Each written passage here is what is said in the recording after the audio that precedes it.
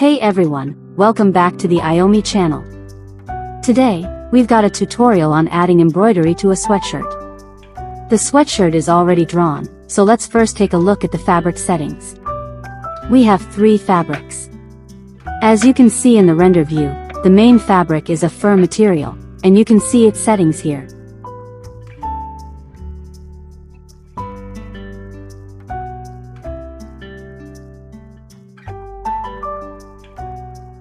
The second fabric also uses a fur material and has a circular knit normal map applied. You can see its properties here as well.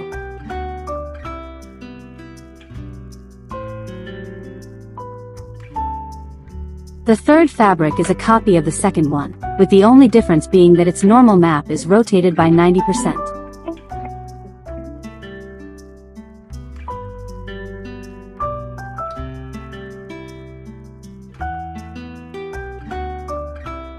Now, to start creating the embroidery, we first open the image in Photoshop.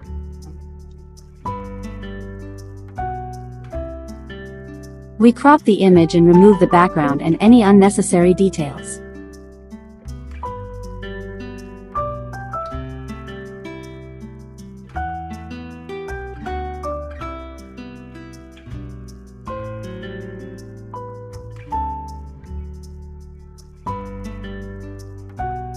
Then we place a new layer underneath the original layer, set its color to black, and fill it using Alt+Delete. This helps us clearly see and clean up any extra parts of the image.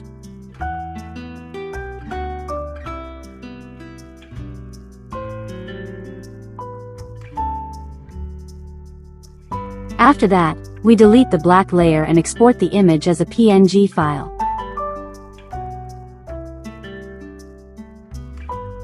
Next, we're going to create the displacement map. Using a black and white adjustment layer, we convert the image to grayscale and adjust the tonal values. Then we merge the layers down and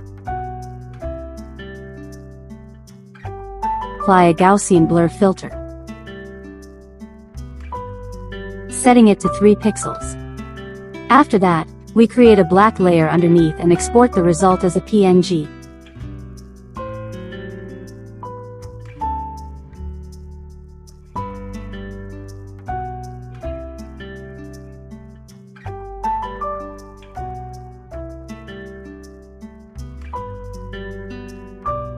Using the graphic design tool, we import the embroidery image.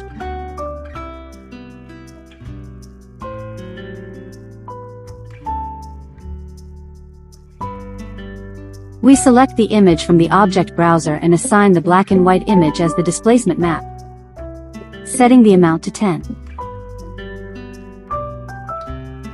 We open the render window to preview the embroidery. It looks like the fur fibers are too long and are covering the embroidery, so we reduce the fur length.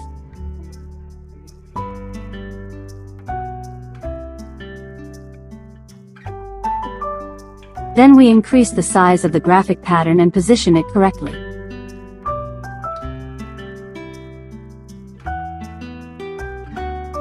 Next, we draw an internal line to create a cut based on the reference image.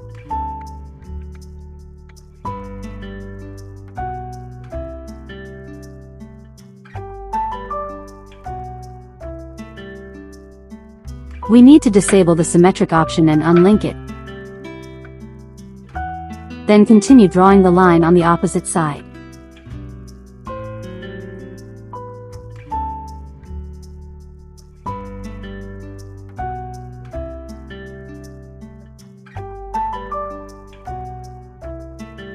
We use join overlapping points to connect the points, and then we cut along the line.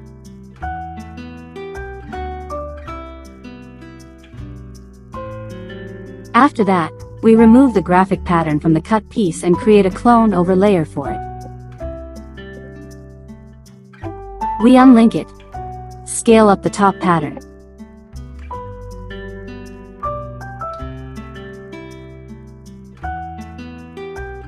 and assign a new fabric to it. We set this new fabric to a rabbit fur type and change its color to white.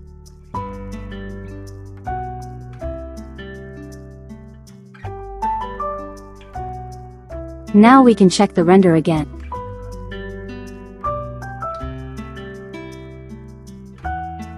In Photoshop or Illustrator, we create a square with a gradient color and export it.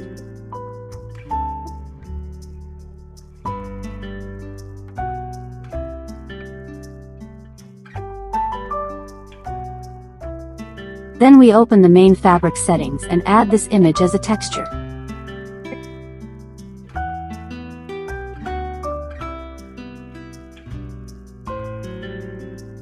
Using the Edit Texture tool, we resize and reposition the texture.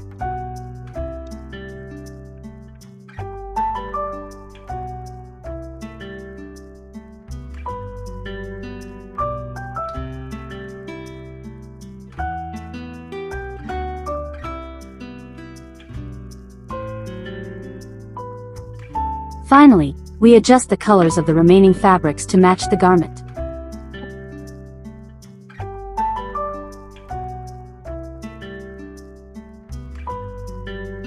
And that's it for today's tutorial. Thanks so much for sticking with us until the end. If you enjoyed this video, make sure to hit that subscribe button and turn on notifications so you won't miss our next tutorials. Keep experimenting, have fun with your designs, and I'll see you in the next video.